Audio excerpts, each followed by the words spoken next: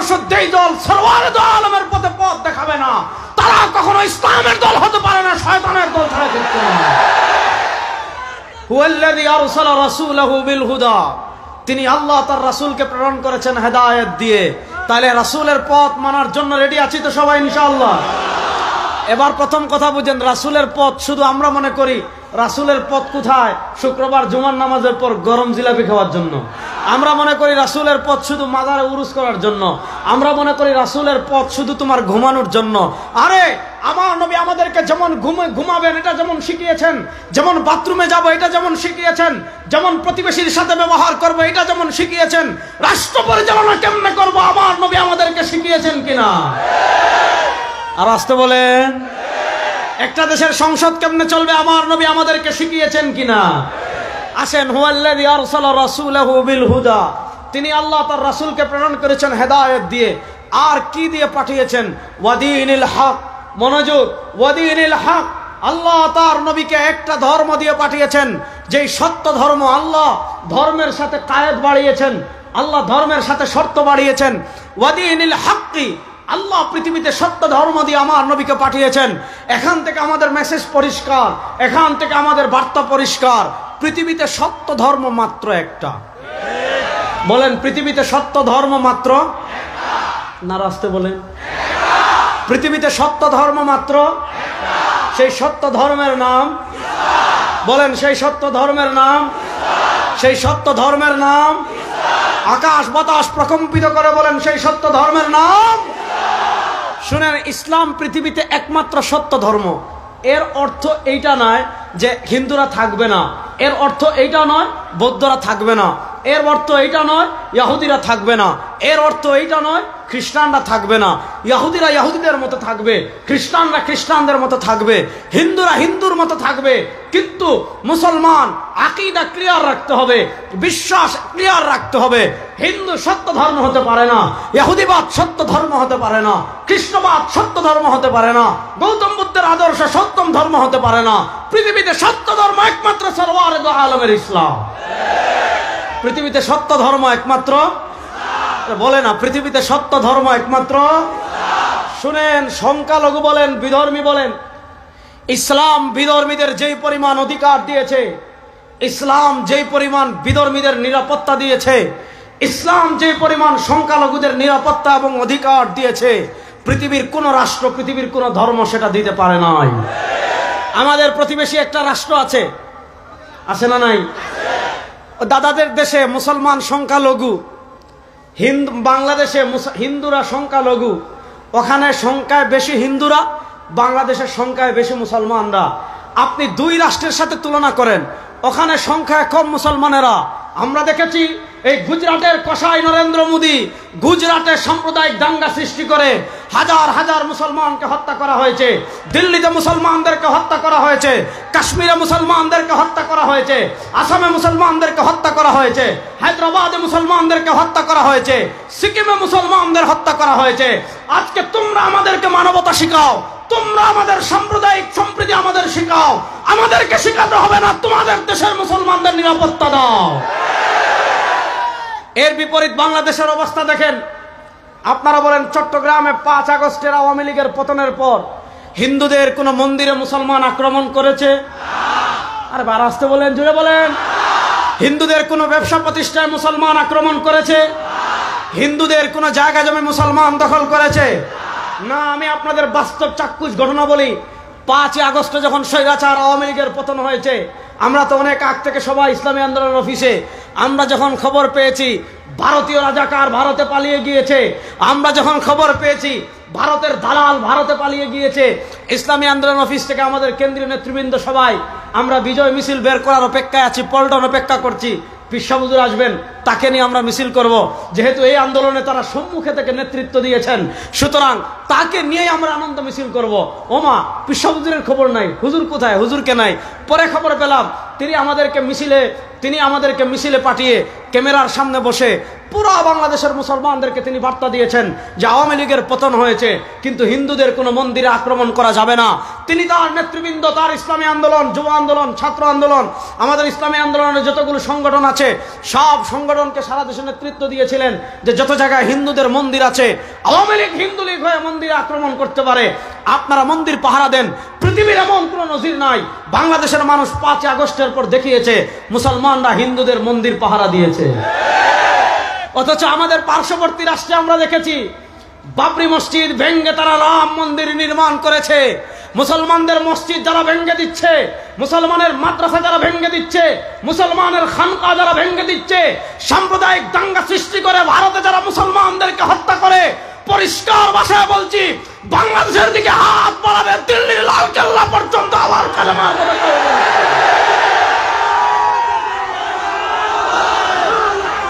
এই আমরা কি ভারতকে ডরাই? আমরা কি ভারতকে ডরাই? এই আমরা কি পৃথিবীর কাউকে ভয় পাই? বাংলাদেশের সেনাবাহিনী লাগবে না যদি শুধু পীর সাহেব চরমনাই নেতৃত্ব দেয়। লক্ষ লক্ষ মুসলমান ভারতকে প্রতিহত করার জন্য রেডি আছেন।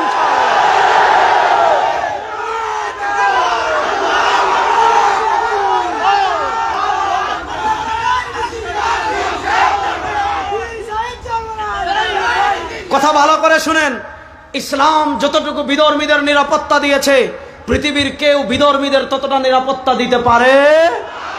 আমাদের দেশে ভয়েস অফ আমেরিকা রিপোর্ট করেছে, পৃথিবীর বড় বড় সব মিডিয়া রিপোর্ট করেছে, বাংলাদেশে বিধর্মীরা যতটুকু নিরাপদ পৃথিবীর কোথাও বিধর্মীরা ততটুকু নিরাপদ না। সুতরাং খবরদার, আপনি কলকাতার হারবাল বিক্রেতা সাংবাদিক যেগুলো আছে, ওই ভাদ্র মাসের কুত্তা কামড় দিলে মানুষ যেভাবে লাফায়, মনে হচ্ছে সংবাদ পড়ছে না, ভাদ্র মাসের কুত্তা কামড় দিয়েছে। আর বলছে চট্টগ্রাম দখল করে নিবে। চট্টগ্রাম নাকি তাদের? আমরা বলি শোনেন, চট্টগ্রামের দিকে হাত বাড়াবেন 14 কোটি মুসলমান দিল্লির লালকেল্লা পর্যন্ত কালেমার পতাকা ওড়ার জন্য প্রস্তুত। চট্টগ্রামের বীর মুসলমান ভারতের কালো হাত ভেঙে দেওয়ার জন্য প্রস্তুত আছে তো ইনশাআল্লাহ? আমরা কি ভারতের লড়াই বেটা? আমরা তো সেই জাতি 313 জন 1000-এর বিরুদ্ধে খেলা করেছি। আমরা তো সেই জাতি মাত্র 10,000 জন 1.5 লাখের বিরুদ্ধে দাঁড়িয়ে গিয়েছি। আমরা তো সেই জাতি মাত্র 50,000 3 লক্ষের বিরুদ্ধে দাঁড়িয়ে গিয়েছি। সুতরাং তোমাদের সৈন্য বেশি থাকতে পারে, দেশ বেশি থাকতে পারে, খবরদার বাংলাদেশ নিয়ে তোমাদের অপরাজনীতি আর আমরা চলতে দেব না ইনশাআল্লাহ। আসেন, আল্লাহ তার নবীকে পাঠিয়েছেন ওয়াদিনিল হক। বলছিলাম পৃথিবীতে সত্য ধর্ম একটা, সেটার নাম ইসলাম। আরে ভাই বলেন না, পৃথিবীতে সত্য ধর্ম একটা, সেটার নাম ইসলাম। এবার আসেন, আল্লাহ তার নবীকে ইসলাম দিয়ে কেন পাঠিয়েছেন? মসজিদে গরম জিলাপি খাওয়ার জন্য না, মাজারে আপনি বিরিয়ানির পর ডেক বিরিয়ানি খাওয়ার জন্য না। আল্লাহ তার নবীকে কেন পাঠিয়েছেন? লিউযহিরাহু আলাদ-দীন কুল্লি, লিউযহিরাহু আলাদ-দীন কুল্লি, লিউযহিরাহু আলাদ-দীন কুল্লি। আল্লাহ দ্বীন ইসলাম দিয়েছেন সব কিছুর উপর ইসলামকে বিজয়ী থাকার জন্য। তাহলে বলেন, ইসলাম বিজয়ী হওয়ার জন্য এসেছে না পরাজিত হওয়ার জন্য? জোরে বলেন, ইসলাম বিজয়ী হওয়ার জন্য এসেছে না পরাজিত হওয়ার জন্য? এবার বলেন, ইসলাম কি শুধু গড়ে বিজয়ী হবে? দেখেন, আমরা মনে করি কি জানেন, আমরা মনে করি ইসলাম এটা গড়ে থাকবে, ইসলাম এটা পরিবারে থাকবে, ইসলাম এটা খানকায় থাকবে, ইসলাম এটা মাদ্রাসায় থাকবে, ইসলাম এটা ওয়াজ মাহফিলে থাকবে, ইসলাম এটা ঘরের মধ্যে থাকবে, সংসদে ইসলামের দরকার নাই, বিচার ব্যবস্থায় ইসলামের দরকার নাই, সমাজ নেতৃত্বে ইসলামের দরকার নাই। বলেন, ইসলামকে শুধু ঘরে থাকার জন্য এসেছে না লিউযহিরাহু আলাদ-দীন কুল্লি, ঘর থেকে নিয়ে সংসদ পর্যন্ত ইসলাম বিজয় হওয়ার জন্য এসেছে, পরাজিত হওয়ার জন্য না। এবার সংসদে ইসলাম বিজয় করতে রেডি আছেন তো ইনশাআল্লাহ? আল্লাহকে ওয়াদা করে বলেন, চট্টগ্রামের বীর মুসলমান প্রস্তুত আছেন তো ইনশাআল্লাহ? ইনশাআল্লাহ আল্লাহ সবাইকে দিন বিজয়ের মেহনত করার তৌফিক দান করুন। আসেন, আমি আজকে যে টপিকের উপর কথা বলবো, টপিকটা ভালো করে বুঝেন। তাইলে আল্লাহ তার নবীকে পাঠিয়েছেন ইসলামকে পরাজিত করার জন্য না বিজয়ী করার জন্য? এখন এই বিজয়ী ঘরে যেমন বিজয়ী হবে, হাঁটার ক্ষেত্রে ইসলাম বিজয়ী হবে, চলার ক্ষেত্রে ইসলাম বিজয়ী হবে, পোশাকের ক্ষেত্রে ইসলাম বিজয়ী হবে, ঘুমানোর ক্ষেত্রে ইসলাম বিজয়ী হবে। রাজনীতিতে ইসলামের দরকার নাই, আসেনি? সংবিধানে লাগবে নি? চট্টগ্রামের কোর্ট কাছার বিচার ব্যবস্থায় লাগবে? অর্থনীতিতে? সংসদে দরকার নাই? সংসদে দরকার আছে না নাই? আসেন, এবার তারা আমাদেরকে কোন জায়গায় আঘাত করে এটা আমি আপনাদেরকে বুঝাই। আমাদের সংবিধানে, আমি পরে দেখাবো, আগে কথা ভালো করে বুঝেন। আমাদের উপমহাদেশের একজন বিখ্যাত আলেম ছিলেন, আমাদের হাজী ইমদাদুল্লাহ মুহাজির মক্কি রাহিমাহুল্লাহ অন্যতম খলিফা ছিলেন, দারুল দেওবন্দের প্রাণ পুরুষ ছিলেন, হাকিমুল উম্মত, মুজাদ্দিদে দ্বীন ও মিল্লাত আল্লামা আশরাফ আলী থানভী রাহিমাহুল্লাহ। আল্লাহ তাআলা তার কবরকে জান্নাতের টুকরা বানিয়ে দেন। আবার কিপটামি না করে আমিনটা জুড়ে পড়েন। আল্লাহ তাআলা আমাদের যত আকাবির আমাদেরকে ছেড়ে চলে গিয়েছেন, আল্লাহ তাআলা আমাদের সকল মুহাম্মদ তাকি উসমানী হাফিজাহুল্লাহ একটা কিতাব লিখেছেন, যে কিতাবের নাম হলো হাকিমুল উম্মত কে সিয়াসি আফকার। হাকিমুল উম্মত কে সিয়াসি আফকার, হাকিমুল উম্মতের রাজনৈতিক দৃষ্টিভঙ্গি। সেই কিতাবে তিনি প্রথম খ্রিস্টানদের একটা চিন্তাধারা তুলে ধরেছেন।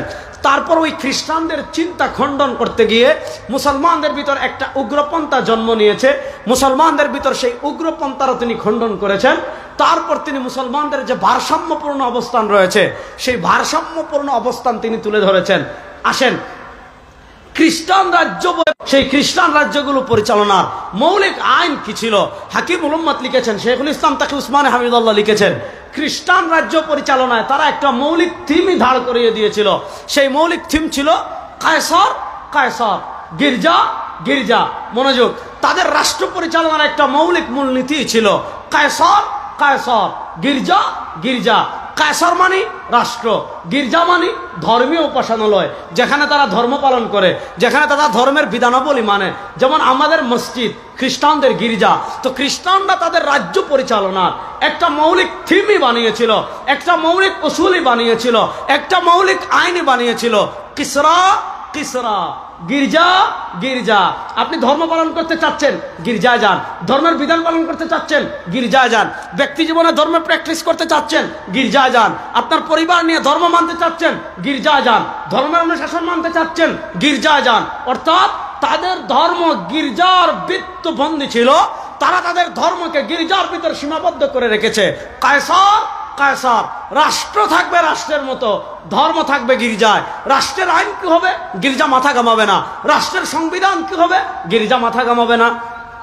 রাষ্ট্রের বিচার ব্যবস্থা কি হবে? গির্জা মাথা ঘামাবে না। রাষ্ট্র শাসন করবে কারা? গির্জা মাথা ঘামাবে না। রাষ্ট্রের নেতৃত্ব দিবে কারা? গির্জা মাথা ঘামাবে না। রাষ্ট্রের বিচার ব্যবস্থা চলবে কেমনে? গির্জা মাথা ঘামাবে না। রাষ্ট্রের সংবিধান কি হবে? গির্জা মাথা ঘামাবে না। রাষ্ট্রের সংসদ চলবে কেমনে? গির্জা মাথা ঘামাবে না। অর্থাৎ ধর্ম থাকবে গির্জায়, রাষ্ট্রের কোনো ক্ষেত্রে ধর্ম থাকবে না। রাষ্ট্র রাষ্ট্রের মতো থাকবে, রাষ্ট্রের কোনো কাজে ধর্ম মাথা ঘামাবে না। এবার বলেন, ধর্ম থাকবে গির্জায়, রাষ্ট্রের কোনো ধর্ম থাকবে না। এটা মুসলমানদের চিন্তা না খ্রিস্টানদের? আরো আসতে বলেন, আরো আসতে বলেন। এই চিন্তাটা মুসলমানদের না খ্রিস্টানদের? এবার শেখুল ইসলাম তাকি উসমানী হাফিজাহুল্লাহ হাকিমুল উম্মতকে সিয়াসি আফকার ওই বইয়ে লিখেছেন, ওই খ্রিস্টানদের ওই চিন্তাটা গির্জা গির্জা, রাষ্ট্র রাষ্ট্র, কায়সার কায়সার, গির্জা গির্জা। খ্রিস্টানদের ওই চিন্তাটা, যে পোশাক পরিধান করে, যে বুরকা পরিধান করে, যে লেবাস পরিধান করে মুসলমান সমাজে এসেছে, সেই বুরকা, সেই পোশাক, সেই জামার নাম হলো সেকুলারিজম তথা ধর্ম নিরপেক্ষতা। আচ্ছা বলেন, ধর্ম নিরপেক্ষতা মুসলমানদের আদর্শ না খ্রিস্টানদের? কথা বলেন না, চট্টগ্রাম বেগুন জুড়ে কোন না, এটাকে মুসলমানদের আদর্শ না খ্রিস্টানদের? আসেন, যারা সেকুলারিজম আবিষ্কার করেছে, যারা ধর্ম নিরপেক্ষতা আবিষ্কার করেছে, তারা ধর্ম নিরপেক্ষতার দুটা সংজ্ঞা করেছে। একটা সংজ্ঞা উগ্র সংজ্ঞা। ধর্ম নিরপেক্ষতার মূল মেসেজ যেটা ছিল, আপনি মিশরের আবু আবদুল্লাহ মিসরি এক লেখক আছেন, তিনি ধর্ম নিরপেক্ষতা নিয়ে লম্বা আলাপ দিয়েছেন, লম্বা বই লিখেছেন। তিনি তার বইয়ে ধর্ম নিরপেক্ষতার দুটা ভার্সন দেখিয়েছেন। একটা ভার্সন হলো উগ্র ভার্সন, মূল মানে মৌলিক ভার্সন, যেটা মূলধারার ভার্সন। সেই সেকুলারিজম হলো মানে জীবনের সব জায়গা থেকে ধর্মের ছায়াকে মুছে দিতে হবে। আপনি ঘুমাচ্ছেন, ঘুমানোর ক্ষেত্রে ধর্মের ছায়া মুছে দিতে হবে। আপনি রাজনীতি করছেন, ধর্মের ছায়া মুছে দিতে হবে। আপনি রাষ্ট্র পরিচালনা করছেন, ধর্মের ছায়া মুছে দিতে হবে। আপনি সংবিধান লিখছেন, ধর্মের ছায়া মুছে দিতে হবে। আপনি আইন করছেন, ধর্মের ছায়া মুছে দিতে হবে। আপনি বিচার করছেন, ধর্মের ছায়া মুছে দিতে হবে। আপনার হাঁটার ক্ষেত্রে, চলার ক্ষেত্রে, রাজনীতির ক্ষেত্রে, রাষ্ট্র পরিচালনার ক্ষেত্রে, সংবিধানের ক্ষেত্রে, সংসদ পরিচালনার ক্ষেত্রে, বিচার ব্যবস্থা পরিচালনার ক্ষেত্রে, আপনার সিটি কর্পোরেশন পরিচালনা করার ক্ষেত্রে, ইউপি চেয়ারম্যান পরিচালনা করার ক্ষেত্রে, কোন ক্ষেত্রে ধর্মের ছায়া থাকবে না। ধর্মনিরপেক্ষতা চায়, সেকুলারিজম চায়, ধর্মের ছায়াকে মুছে দিতে। আর ইসলাম তো পৃথিবীতে মুছে যাওয়ার জন্য আসে নাই, লিইউযহিরাহু আলা দ্বীনি কুল্লি, ইসলাম এসেছে বিজয়ী হওয়ার জন্য, মুছে যাওয়ার জন্য আসে না। তাহলে বুঝেন ধর্মনিরপেক্ষতা আর ইসলামের সংঘাতটা বুঝেন। ধর্মনিরপেক্ষতা চায় সব জায়গা থেকে ইসলামের ছায়া মুছে দিতে, আর ইসলাম বলে সব জায়গায় ইসলাম মুছার তো প্রশ্নই আসে না। আপনি রাষ্ট্র পরিচালনা করবেন, কোরআনের প্রয়োজন আছে না নাই? আপনি বিচার করবেন, কোরআনের প্রয়োজন আছে না নাই? এখন খ্রিস্টানরা দেখলো এই ধর্মনিরপেক্ষতা তো মুসলমান খাবে না, এই ধর্মনিরপেক্ষতা মুসলমান নিবে না। কারণ মুসলমান যারা একবার কালেমা পড়ে, মুসলমান যারা একবার লা ইলাহা ইল্লাল্লাহ পড়ে, মুসলমান একবার যারা মুহাম্মদুর রাসূলুল্লাহ পড়ে, তারা জান্নাতে যেতে চায় কি চায় না? এজন্য বাংলাদেশে যারা গত 15 বছরে হাজার হাজার মানুষকে খুন করেছে, তারা আমাদেরকে তাহাজ্জুদের গল্প শোনাইতো না? এক একজন এত রাকাত তাহাজ্জুদ পড়েছে, আর 15 বছর আমাদেরকে ডেকেছে, আসেন খেলা হবে। ও ভাই, তাদের ডাক শুনতে শুনতে শুনতে শুনতে শুনতে শুনতে তারা ডাকে, আমরা গুরুত্ব দেই না, তারা ডাকে, আমরা গুরুত্ব দেই না, তারা ডাকে, আমরা গুরুত্ব দেই না। 15 বছর পর বললাম, যখন এত ডাকছো তো আয় বেটা খেলবো। আমরা যখন মাঠে নেমেছি, ভারতের দালালরা ভারতে পালিয়ে গিয়েছে। গত 15 বছর বাংলাদেশে আপনারা দেখেছেন, আমরা যারা টুপি, আমরা যারা দাড়ি, আমরা যারা জুব্বা পরি, আমরা যারা ইসলামকে অনুশাসন মেনে চলি, আমাদেরকে তারা বলতো আমরা নাকি পাকিস্তানি রাজাকার। বাংলাদেশের কোন আলেম পাকিস্তানে পালিয়ে গিয়েছেন না? বাস্তব বলেন, বাংলাদেশের কোন হুজুর পাকিস্তানে পালিয়ে গিয়েছেন? শোনেন, আমাদেরকে যারা পাকিস্তানি রাজাকার বলতো, 2024 এসে পরিষ্কার হয়ে গিয়েছে এই দেশে কারা ভারতীয় রাজাকার। আমরা দেখেছি ভারতীয় রাজাকার ভারতে পালিয়ে গিয়েছে। তো তারা দেখলো ধর্মনিরপেক্ষতার এই ভার্সন মুসলমান খাবে না। অর্থাৎ মুসলমানদেরকে আমরা যদি বলি জীবনের সব জায়গা থেকে ধর্মের ছায়া মুছে দিতে হবে, মুসলমান এটা মানবে না, মুসলমান এটা গিলবে না, মুসলমান এটা ধারণ করবে না। এবার তারা কি করতে হবে?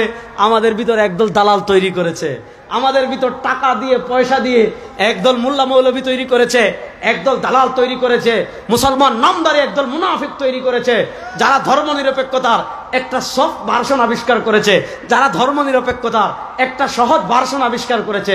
সেই সহজ ভার্সন কি? সেই সফট ভার্সন কি? ওই যে খ্রিস্টানরা বলতো কায়সর, কায়সর, গির্জা, গির্জা ধর্ম থাকবে, গির্জায় রাষ্ট্রের কোনো ধর্ম থাকবে না। এবার তারা মুসলমানদের ভিতর ধর্মনিরপেক্ষতার একটা সফট ভার্সন নিয়ে এসেছে। সেই ধর্মনিরপেক্ষতার সফট ভার্সন কি জানেন? ভাই, ধর্ম পালন করতে চাচ্ছেন ব্যক্তি জীবনে করেন, ধর্ম পালন করতে চাচ্ছেন মসজিদে করেন, ধর্ম পালন করতে চাচ্ছেন মাদ্রাসায় করেন, ধর্ম পালন করতে চাচ্ছেন খানকায় করেন, ধর্ম পালন করতে চাচ্ছেন মাজারে করেন, ধর্ম পালন করতে চাচ্ছেন উরুসে করেন। খ্রিস্টানরা যেমন বলে ধর্ম থাকবে শুধু গির্জায়, তারা আমাদেরকে শিখিয়েছে আপনি ধর্ম পালন করতে চাচ্ছেন মাদ্রাসায় করেন, ধর্ম পালন করতে চাচ্ছেন খানকায় করেন, ধর্ম পালন করতে চাচ্ছেন মসজিদে করেন, ধর্ম পালন করতে চাচ্ছেন মাদ্রাসায় করেন। রাজনীতিতে ধর্ম লাগবে না, সংসদে ধর্ম লাগবে না, অর্থনীতিতে ধর্ম লাগবে না, বিচার ব্যবস্থায় ধর্ম লাগবে না, নেতৃত্বে ধর্ম লাগবে না, সংবিধানে ধর্ম লাগবে না, সিটি কর্পোরেশনে ধর্ম লাগবে না, বিচার ব্যবস্থায় ধর্ম লাগবে না, হাইকোর্টে ধর্ম লাগবে না, সুপ্রিম কোর্টে ধর্ম লাগবে না। এবার বলেন, ইসলাম কি শুধু মসজিদে থাকার জন্য এসেছে, না সংসদে ইসলাম প্রতিষ্ঠার জন্য এসেছে? এতদিন ধরে তারা আমাদেরকে এই কলাই খাইয়েছে। এজন্য দেখবেন হুজুররা যখন বলে রাষ্ট্রের নেতৃত্ব দিব আমরা, হুজুররা যখন বলে আমরা সংবিধান প্রণয়ন করব, হুজুররা যখন বলে আমরা এমপি হব, হুজুররা যখন বলে আমরা মেয়র হব, হুজুররা যখন বলে আমরা রাজনীতি করব, হুজুররা যখন বলে আমরা রাষ্ট্র পরিবর্তন করব, বলে হুজুর আপনি নামাজ পড়াইবেন, পিসা হুজুর আপনি মুরিদ করাইবেন, হুজুর আপনি মিলাদ পড়বেন, হুজুর আপনি খতম করবেন, আপনি এই কাজে আসলেন কেন? এই প্রশ্নটা এসেছে কোথা থেকে? ওই যে খ্রিস্টানরা আমাদের মাথায় সেট করে দিয়েছে, খ্রিস্টানরা আমাদের মাথায় বসিয়ে দিয়েছে ধর্ম থাকবে ধর্মের জায়গায়, রাষ্ট্রের কোনো ধর্ম থাকবে না। এই সেকুলারিজম আমরা বিশ্বাস করি না? আসতে বলেন, আরে বেগুন জুড়ে কোন আমরা কি এই সেকুলারিজম বিশ্বাস করি? এবার আসেন ইমান ভঙ্গের একটা কারণ আজকে বলে যাই আপনাদের। বাংলাদেশের কত মানুষ রাজনীতির কারণে ইমান হারাচ্ছে। এই গণতান্ত্রিক রাজনীতি বলেন আর সেকুলারিজমের রাজনীতি বলেন, এই রাজনীতি কত মানুষের ইমান নিয়ে যাচ্ছে। আমি আপনাদেরকে আজকে বেশ কিছু রেফারেন্স দিয়ে যাই। আপনি এতদিন শুনেছেন মাজারে সিজদা দেওয়া হারাম, দিলে ইমান থাকে না। আপনি শুনেছেন মাজারে গিয়ে বাচ্চা চাইলে ইমান থাকে না। আপনি শুনেছেন ওই বায়েজিদ বুস্তামির পাহাড়ের উপর যে কাসিমগুলো আছে ওগুলার ভাগ্য পরিবর্তনের অধিকারী মনে করলে ইমান থাকে না, এগুলো ঠিক আছে। মাজারে সিজদা দেওয়া জায়েজ মনে করে, হালাল মনে করে কেউ সিজদা দিলে তার ইমান থাকবে না। মাজারওয়ালা সন্তান দিতে পারে এমন আকীদা রেখে কেউ যদি বাচ্চা চায় ইমান থাকবে না। মাজারওয়ালা আমাকে বিপদ থেকে উদ্ধার করতে পারে, ভাগ্য পরিবর্তন করতে পারে এমন আকীদা রেখে কেউ কবরে গিয়ে চাইলে তার ইমান থাকবে না। এগুলো তো আমরা জানি। ইমান ভঙ্গের একটা আধুনিক ভার্সন আজকে আমি বলে যাই, ইমান ভঙ্গের আধুনিক একটা কারণ আমি বলে যাই। দেখেন আমার হাতে আপনারা যে কিতাব দেখতে পাচ্ছেন ওই কিতাবের নাম হলো মাকালাতুল কাউসারি। আমাদের জাতীয় মসজিদের খতিব মাওলানা মোহাম্মদ আব্দুল মালিক হাফিজাহুল্লাহ, আমার উস্তাদ মুহতারাম, তার শেখ হলেন, তার উস্তাদ হলেন Sheikh Abdul Fattah Abu Ghuddah রহিমাহুল্লাহ। Sheikh Abdul Fattah Abu Ghuddah রহিমাহুল্লাহ ইন্তেকাল করেছেন 1417 হিজরিতে। আর Sheikh Abdul Fattah Abu Ghuddah রহিমাহুল্লাহর উস্তাদ হলেন আল্লামা জাহিদ কাউসারি রহিমাহুল্লাহ, তিনি ইন্তেকাল করেছেন 1371 হিজরিতে। আল্লামা জাহিদ কাউসারি রহিমাহুল্লাহ এত বড় আলেম ছিলেন, যারা আমাদের আকীদার দিকে আঙ্গুল তুলেছে তিনি তাদের কোমর ভেঙে দিয়েছেন, যারা আমাদের মাযহাবের দিকে আঙ্গুল তুলেছে তিনি তাদের কোমর ভেঙে দিয়েছেন, যারা আমাদের ইমাম আযম আবু হানিফা রহিমাহুল্লাহর দিকে আঙ্গুল তুলেছে তিনি তাদেরও কোমর ভেঙে দিয়েছেন।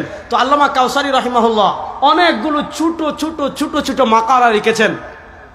আল্লামা জাহিদ কাউসারি রহিমাহুল্লাহ অনেকগুলো ছোট ছোট ছোট ছোট প্রবন্ধ লিখেছেন। ওই আল্লামা কাউসারি রহিমাহুল্লাহ প্রবন্ধগুলো একসাথে এই যে মাকালাতুল কাউসারি নামে ছেপেছে। অর্থাৎ এই মাকালাতুল কাউসারির ভিতর আল্লামা জাহিদ কাউসারি রহিমাহুল্লাহ ছোট ছোট যতগুলা মাকালা লিখেছেন সব মাকালা এখানে একসাথে ছাপানো হয়েছে। আমি তো সবটা পড়তে পারবো না। 278 নম্বর পৃষ্ঠায় আল্লামা জাহিদ কাউসারি রহিমাহুল্লাহ তার মাকালাতুল কাউসারির 278 নম্বর পৃষ্ঠায় একটা শিরোনাম দিয়েছেন হুকমু মুহাওয়ালাতি ফাসলি দ্বীন আনিদ দাওলা।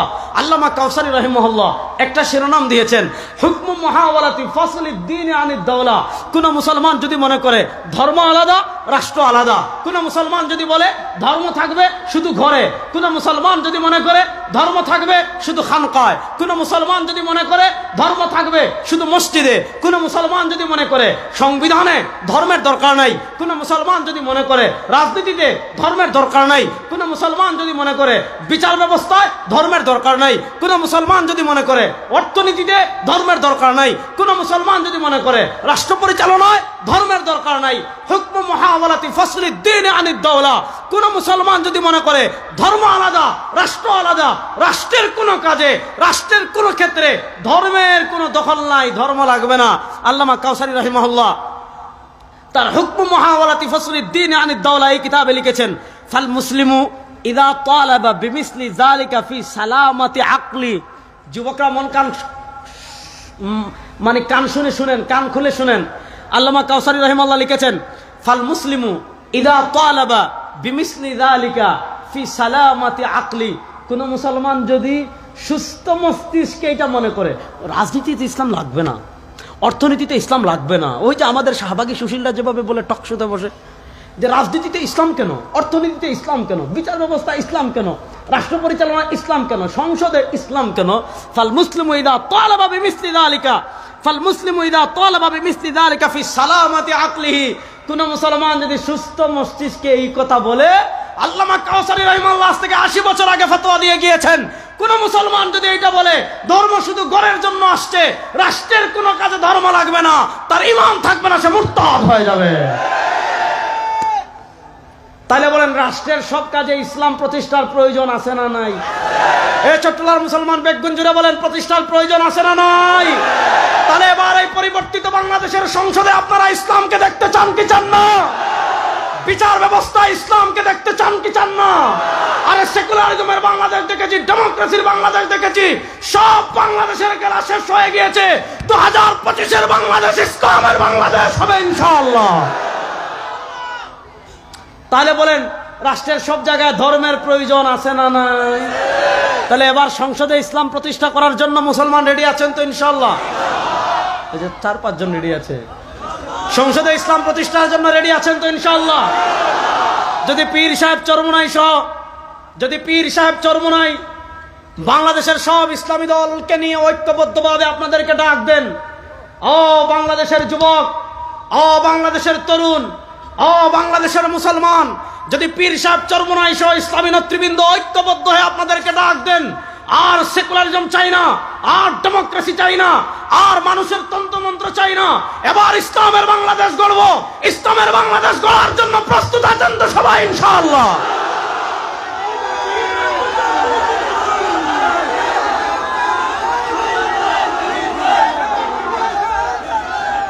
বসেন বসেন। তাহলে বোঝা গেল আবার এই দীর্ঘ আলোচনা থেকে আমরা বুঝলাম ইসলাম শুধু ঘরে থাকার জন্য আসে। বলেন, ইসলাম শুধু ঘরে থাকার জন্য আসে? বিচার ব্যবস্থা ইসলামের প্রয়োজন আছে না নাই? এখন বিচার ব্যবস্থা ইসলাম যদি আপনি নিতে চান তাহলে হ্যাঁ, শুধু শুনেন, আমি যেমন আপনাদেরকে বলছি, আমার মা বোনদেরকেও বলে যাচ্ছি, আপনারা যদি ইসলামের জন্য ঐক্যবদ্ধ হয়ে যান, আপনারা যদি বলেন এই বাংলাদেশে নারীদের নিরাপত্তা, গত 52 বছর যারা শাসন করেছে নারীদের নিরাপত্তা দিতে পারে নাই। আমরা দেখেছি নদীতে নারীর লাশ পাওয়া যায়, আমরা দেখেছি খালে নারীর লাশ পাওয়া যায়, আমরা দেখেছি বিভিন্ন অভিজাত হোটেলে নারীদের লাশ পাওয়া যায়। আর ইসলাম যে পরিমাণ নারীদের অধিকার এবং নিরাপত্তা দিয়েছে, পৃথিবীর কোন আদর্শ ততটা নিরাপত্তা দিতে পারে। সুতরাং মা বোনদেরও করণীয় আছে। সাহাবায়ে কেরাম রিদওয়ানুল্লাহি আলাইহিম আজমাইনকে, তাবেঈনদেরকে, তবে তাবেঈনদেরকে আমাদের মা বোনেরা যেমন ইসলাম প্রতিষ্ঠার আন্দোলনে উৎসাহিত করেছেন, আমাদের মা বোনরাও যদি ঐক্যবদ্ধ হয়ে যায়, এবার ইসলামের বাংলাদেশ করবে। আল্লাহর কসম করে বলি, বাংলাদেশে ইসলামের বিজয় কেউ আটকে রাখতে পারবে না ইনশাআল্লাহ। ইসলামের বিজয় আপনি একটু আপনার কিটা লাগে না? আপনার কি একবার একটু মনে হয় না এই কথা যে গণতন্ত্রের বাংলাদেশ তো অনেকবার দেখলাম, সেকুলারিজমের বাংলাদেশ তো অনেকবার দেখলাম।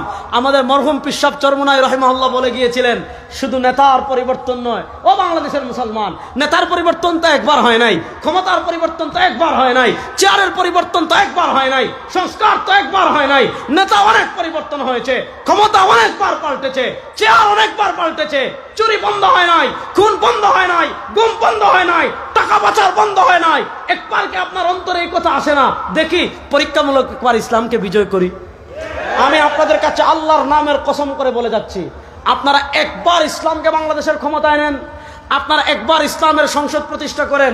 যদি ইসলাম আপনাকে ন্যায় বিচার প্রতিষ্ঠা করতে না পারে, ইসলাম যদি খুন বন্ধ করতে না পারে, ইসলাম যদি গুম বন্ধ করতে না পারে, ইসলাম যদি চুরি বন্ধ করতে না পারে, ইসলাম যদি দুর্নীতি বন্ধ করতে না পারে, ইসলাম যদি ডাকাতি বন্ধ করতে না পারে, আল্লাহর নামের কসম করে বলছি আপনাদের সামনে আর জীবনে কথা বলবো না।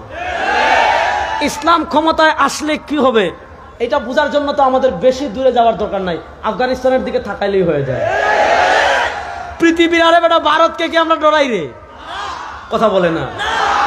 আপনার আওয়ামী লীগ বাগার 5 মাস হয়েছে, এখন আপনাদের ভয় যায় নাই? আরে আফগানিস্তানের মুসলমান, এই চট্টগ্রামের সবুজ পাগড়িওয়ালারা বলে যাচ্ছি, আফগানিস্তানের কালো পাগড়িওয়ালারা যদি কালেমার পতাকা উড়াতে পারে, বাংলাদেশের সবুজ পাগড়িরা কালেমার পতাকা উড়ানোর জন্য প্রস্তুত আছে তো ইনশাআল্লাহ?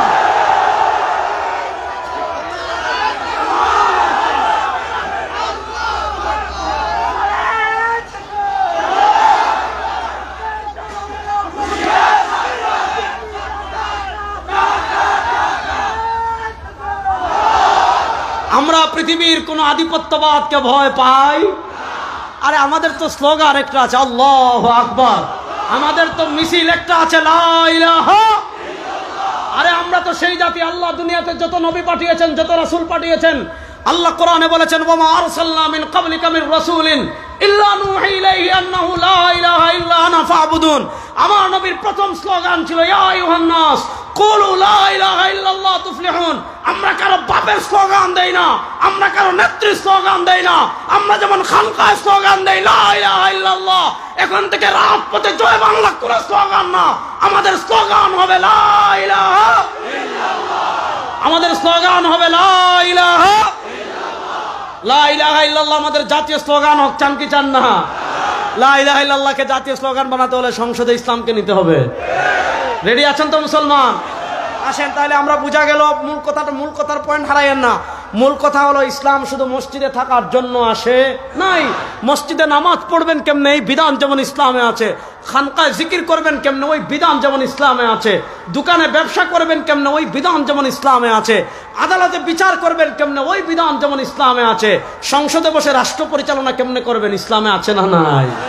তাহলে সংসদের বিধানগুলো বাংলাদেশে বাস্তবায়ন করার দরকার আছে না নাই? এবার আমি আপনাদেরকে আরেকটা ইতিহাস বলি। প্রোগ্রামটা অনেক, বক্তার সময় অনেক কম, যেহেতু আমি জাতীয় উলামা মাশায়েখ আইম্মা পরিষদের সাধারণ সম্পাদক, আমার দায়িত্ব একটু বেশি, এজন্য একটু বেশি সময় চেয়ে নিছি। খুব ভালো করে কথা বুঝেন। এবার আমি আপনাদেরকে একটা ইতিহাস শোনাই, শুনেন। আমরা এক স্বাধীনতার গল্প জানি, যেটা হয়েছে 1971-এ। খুব মনোযোগ দিয়ে বুঝেন। 1971 সালের আগে আমাদের স্বাধীনতা আরেকটা আছে। ওই স্বাধীনতার গল্প তারা আমাদেরকে শিক্ষা দেয় না, ওই স্বাধীনতার গল্প তারা আমাদেরকে বলে না। কেন বলে না জানেন? কারণ 47-এর স্বাধীনতায় সবচেয়ে বেশি অবদান ছিল আলেমদের। তাহলে আমরা এক স্বাধীনতা লাভ করেছি 71-এ, এক স্বাধীনতা লাভ করেছি 47-এ। আসেন 1947-এর আগে, মনোযোগ দিয়ে যুবকরা শোনো, 1803 সাল থেকে নিয়ে 1947 সাল পর্যন্ত এই 150 বছরের কাছাকাছি সময় প্রাতিষ্ঠানিকভাবে আমাদের ভারত উপমহাদেশের ক্ষমতায় ছিল ইস্ট ইন্ডিয়া কোম্পানি, ইংরেজরা। এবার মুসলমান বলেন, ইস্ট ইন্ডিয়া কোম্পানি এদেশের মালিক ছিল না ডাকাত ছিল? আর আসতে বলেন, ইস্ট ইন্ডিয়া কোম্পানি ইংরেজরা এদেশের মালিক ছিল না ডাকাত ছিল? ডাকাতদের বিরুদ্ধে দীর্ঘ সংগ্রাম হলো। আপনি 1833-এর বালাকুট, 1857 সালের সিপাহী বিপ্লব, 1866 সালে দারুল দেওবন্দ প্রতিষ্ঠা, তারপরে শেখুল হিন্দ মাহমুদ হাসান দেওবন্দি রহিমাহুল্লাহর নেতৃত্বে রেশমির মাল আন্দোলন, শাইখুল আরবি ওয়াল আজম সৈয়দ হুসাইন আহমদ মদনী নব্বরাল্লাহু মারকাদাহুর নেতৃত্বে ব্রিটিশ বিরোধী আন্দোলন, সিপাহী বিপ্লবে যান হাজী ইমদাদুল্লাহ মুহাজির মক্কিকে পাবেন, সিপাহী বিপ্লবে যান ফকিহুন নফস আল্লামা রশিদ আহমদ গাঙ্গুহিকে পাবেন, সিপাহী বিপ্লবে যান আপনি পাবেন হলেন হুজ্জাতুল ইসলাম কাসিম নানতুবি রাহিমাহুল্লাহকে। ব্রিটিশ আমাদের বিরুদ্ধে 150 বছর জুলুম করেছে, অত্যাচার করেছে, খুন করেছে, গুম করেছে। ব্রিটিশের সবচেয়ে বেশি অত্যাচারের শিকার হয়েছিল মুসলমান, ব্রিটিশের সবচেয়ে বেশি অত্যাচার জুলুমের শিকার হয়েছিল মুসলমান। কথা ভালো করে বুঝেন। ব্রিটিশদের দীর্ঘ ত্যাগ সংগ্রামের পর ব্রিটিশ যখন বিদায়ের সময় গনিয়ে আসলো, যেহেতু ব্রিটিশ আমলে, গত আওয়ামী লীগ আমলে হিন্দুরা যেমন সবচেয়ে বেশি অধিকার লাভ করেছিল। আপনাদের চট্টগ্রামে পূজায় আপনাদের এক মন্ত্রী ছিল, গিয়া বলছে আমার ইমান হুজুরদের মতো এত দুর্বল না যে পূজায় গেলে মূর্তির সামনে নাচানাচি করলে তার ইমান নাকি নষ্ট হবে না। আমি বলেছিলাম, আরে বেটা তোর ইমান থাকলে না যাবে, তোর তো ইমান নাই, তোর তো ইমান। 1947-এর আগে মুসলমান তখন আন্দোলন করেছে, আর হিন্দুদের সাথে থাকবো না, মুসলমানের আলাদা আবাসভূমি লাগবে।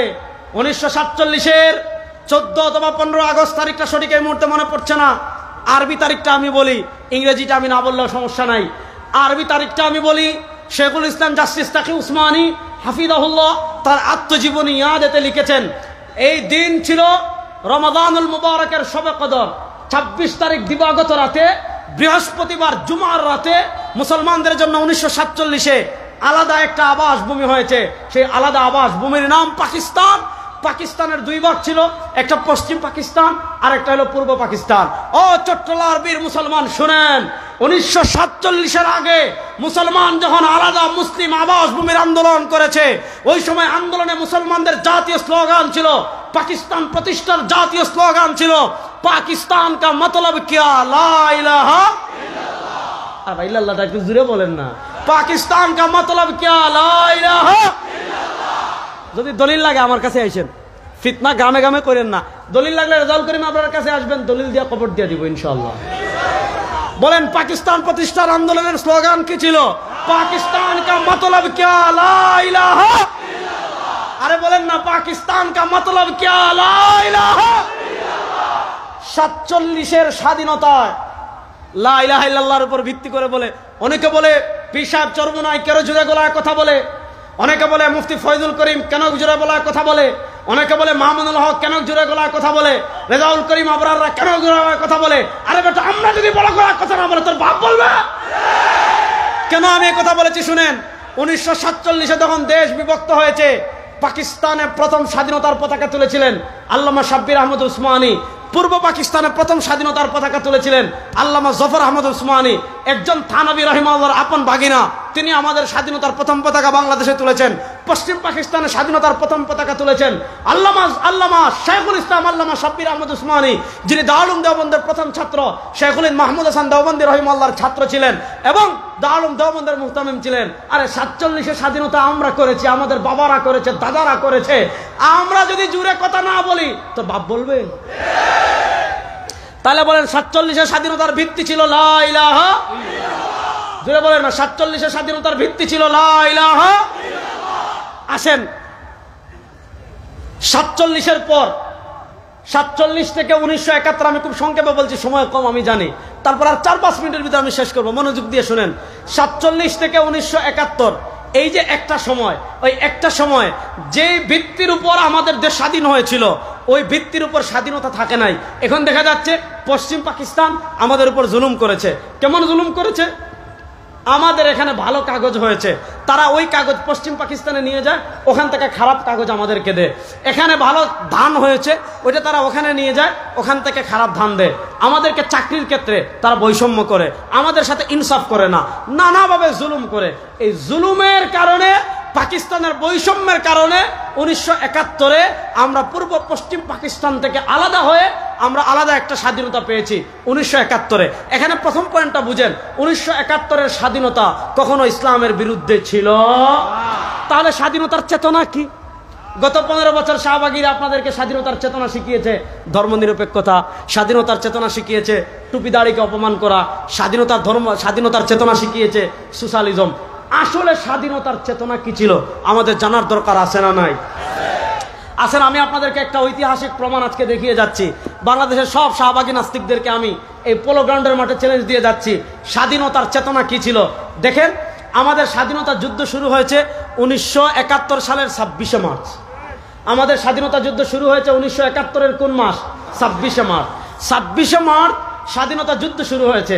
স্বাধীনতা যুদ্ধ শুরু হওয়ার মাত্র 14 দিন পর 1971 সালের 10ই এপ্রিল, আপনারা জানেন আমাদের চুয়াডাঙ্গা মেহেরপুরের এদিকে মুজিবনগর সরকার, অস্থায়ী সরকার গঠিত হয়েছিল। ওই স্বাধীনতা যুদ্ধ শুরুর মাত্র 14 দিন পর আমাদের মুজিবনগর সরকার একটা স্বাধীনতার ঘোষণাপত্র পাঠ করেছিল। আসেন, সেই স্বাধীনতার ঘোষণাপত্র কখন ঘোষণা করেছে? স্বাধীনতা যুদ্ধ শুরু হওয়ার মাত্র 14 দিন পর। দেখেন, আমি সেই স্বাধীনতার ঘোষণাপত্র আমাদের বাংলাদেশের সংসদ বিষয়ক যে ওয়েবসাইট আছে, সেই সংসদ বিষয়ক ওয়েবসাইট থেকে আমি স্বাধীনতার ঘোষণাপত্র ডাউনলোড করে নিয়ে এসেছি।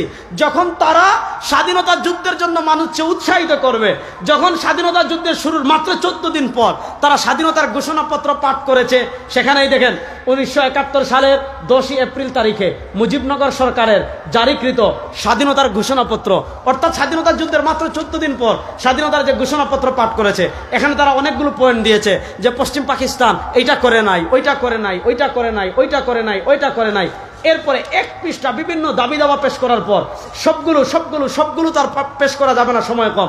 এখানে এসে বলছে, যেহেতু আপনারা এটা মানেন না, এটা মানেন না, এটা মানেন না, ওইটা মানেন নাই, সেহেতু আমরা বাংলাদেশের নির্বাচিত প্রতিনিধিগণ, বাংলাদেশের সর্বোচ্চ ক্ষমতার অধিকারী জনগণ কর্তৃক আমাদিগকে প্রদত্ত ক্ষমতার মর্যাদা রক্ষার্থে নিজেদের সমন্বয়ে যথাযথভাবে একটি গণপরিষদ রূপে গঠন করিলাম এবং পারস্পরিক আলোচনা করিয়া এবং বাংলাদেশের জনগণের জন্য কান খাড়া করে শুনেন চট্টগ্রামের মুসলমান, মুক্তিযুদ্ধের চেতনা কি, স্বাধীনতার যুদ্ধের চেতনা কি। যখন স্বাধীনতা যুদ্ধ শুরু হয়েছে তখন বলছে স্বাধীনতার যুদ্ধের চেতনা হলো বাংলাদেশের জনগণের জন্য সাম্য, মানবিক মর্যাদা ও সামাজিক সুবিচার নিশ্চিতকরণার্থে সার্বভৌম গণপ্রজাতন্ত্র রূপে বাংলাদেশের প্রতিষ্ঠা ঘোষণা করিলাম। যখন মুক্তিযুদ্ধ চলে তখন বলেছে মুক্তিযুদ্ধের চেতনা হলো 3টা। একটা হলো সাম্য, বলেন একটা হলো, আরে জুড়ে বলেন না, বেগুন জুড়ে কোন, একটা হলো, আরেকটা হলো মানবিক মর্যাদা, আরেকটা হলো মানবিক মর্যাদা, তারপর লিখেছে সামাজিক সুবিচার। যখন মুক্তিযুদ্ধ চলে তখন বলেছে 3টা চেতনাকে সামনে রেখে যুদ্ধ করছি। একটা হলো স্বাধীনতার ঘোষণাপত্রে লিখেছে 3টা চেতনাকে সামনে রেখে যুদ্ধ করছি, সাম্য, মানবিক মর্যাদা, সামাজিক ন্যায় বিচার। আসেন, আমরা 16 ডিসেম্বর স্বাধীন হইলাম, যুদ্ধ করার সময় বলে মুক্তিযুদ্ধের চেতনা 3টা, একটা সাম্য, আরেকটা মানবিক মর্যাদা, আরেকটা সামাজিক সুবিচার। যুদ্ধ শেষ 1971 সালের 16 ডিসেম্বর আমরা স্বাধীন হলাম। স্বাধীনতার 1 বছর পর আমাদের সংবিধান লিখেছে ভারতে। কোথায় লিখেছে? এই পয়েন্টটা প্রথম মাথায় রাখবেন, সংবিধান লিখেছে কোথায়? আসেন, যখন যুদ্ধ চলে তখন বলে সাম্য, মানবিক মর্যাদা, সামাজিক ন্যায় বিচার। যুদ্ধ শেষ হয়েছে, যুদ্ধের 1 বছর পর আমাদের সংবিধানের 1 নম্বর পৃষ্ঠায় আসেন মুক্তিযুদ্ধের চেতনা কি লিখে। আমরা অঙ্গীকার করিতেছি যে সকল মহান আদর্শ আমাদের বীর জনগণকে জাতীয় মুক্তি সংগ্রামে আত্মনিয়োগ ও বীর শহীদদিগকে প্রাণোৎসর্গ করিতে উদ্বুদ্ধ করিয়াছিল, জাতীয়তাবাদ, সমাজতন্ত্র, গণতন্ত্র ও ধর্মনিরপেক্ষতার সে সকল আদর্শ এই সংবিধানের মূলনীতি হইবে। দেখেন, যখন যুদ্ধ চলে তখন বলে 3টা: সাম্য, মানবিক মর্যাদা, সামাজিক ন্যায় বিচার। আর যুদ্ধ শেষ হওয়ার পর ভারতে গিয়ে লেখে আমাদের মুক্তিযুদ্ধের চেতনা নাকি সমাজতন্ত্রবাদ। সমাজতন্ত্রবাদ বুঝছেন? সমাজতন্ত্রবাদকে ইংরেজিতে বলে সোশ্যালিজম। সোশ্যালিজম মানে কি? ব্যক্তি মালিকানা কোনো জিনিস নাই। আপনি চাকরি করে টাকা কামাচ্ছেন, এই টাকার মালিক হবে রাষ্ট্র। আপনি প্রবাসে টাকা কামাচ্ছেন, এই টাকার মালিক হবে রাষ্ট্র। আপনি জমি কিনেছেন, আপনার মালিকানা না, আপনার জমিনের মালিক রাষ্ট্র। আপনি টাকা কামাচ্ছেন, আপনার টাকার মালিক রাষ্ট্র, আপনার ব্যাংক ব্যালেন্সের নামে রাষ্ট্র। এই সোশ্যালিজম কোনো মানুষের আদর্শ হতে পারে না, এটা জানোয়ারদের মাতকুরদের আদর্শ। ওই আদর্শ আর বাংলাদেশে চলবে না ইনশাআল্লাহ। 1 নম্বর লিখেছে মুক্তিযুদ্ধের আদর্শ সোশ্যালিজম, তারপরে আরেকটা লিখেছে ধর্মনিরপেক্ষতা। ওই ধর্মনিরপেক্ষতা মানে এতক্ষণ আমি বুঝালাম, রাষ্ট্রের কোনো ধর্ম লাগবে না, অর্থনীতির ধর্ম লাগবে না, বিচার ব্যবস্থায় ধর্ম লাগবে না, সংবিধানে ধর্ম লাগবে না, সংসদে ধর্ম লাগবে না। ধর্ম থাকবে খানকায়, ধর্ম থাকবে মসজিদে, ধর্ম থাকবে মাজারে। প্রশ্ন হলো ভাই, এই যে তুমি লেখলা যে ধর্মনিরপেক্ষতার জন্য আমার ভাইরা যুদ্ধ করেছে, যখন স্বাধীনতার যুদ্ধ ঘোষণাপত্র পাঠ করেছিল, ধর্মনিরপেক্ষতা কোথায় ছিল? সুতরাং ধর্মনিরপেক্ষতা মুক্তিযুদ্ধের চেতনা আমরা মানি না। না ঠিক আর আসতে বলেন, আপনারা ঠিক বললেও ঠিক, বেঠিক বললেও ঠিক। আমাদের চেতনা একমাত্র ইসলাম, ইসলামের বাইরে কোন চেতনা আমরা মানি না। 92% মুসলমান কোন চেতনার বাইরে মানতে চায়।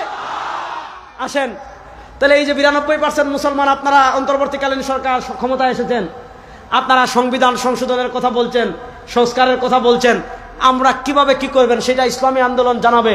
সেটা কি করবেন আমাদের ইসলামী আন্দোলন প্রাতিষ্ঠানিকভাবে জমা দিয়ে এসেছে, কিন্তু শেষ।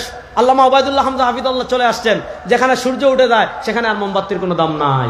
আমাদের সূর্য চলে আসছেন, আমি আলোচনা শেষ করছি।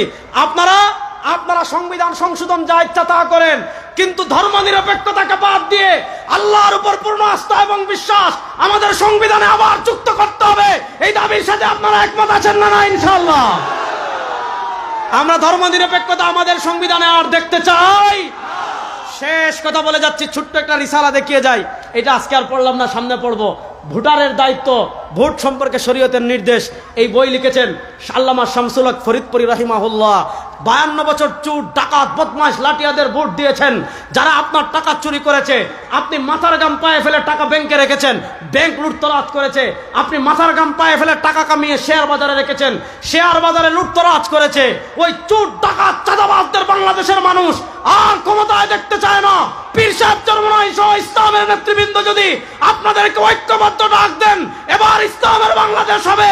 চট্টগ্রামের মুসলমান প্রস্তুত আছেন তো ইনশাআল্লাহ? আর কোন তন্ত্রমন্ত্র আমরা দেখতে চাই? আল্লাহ তাআলা ইসলামের বাংলাদেশ গড়ার জন্য ঘাম ঝরানোর তৌফিক আমাদেরকে দান করেন। ইসলামী আন্দোলনের নেতা কর্মীরা প্রস্তুত আছেন তো ইনশাআল্লাহ?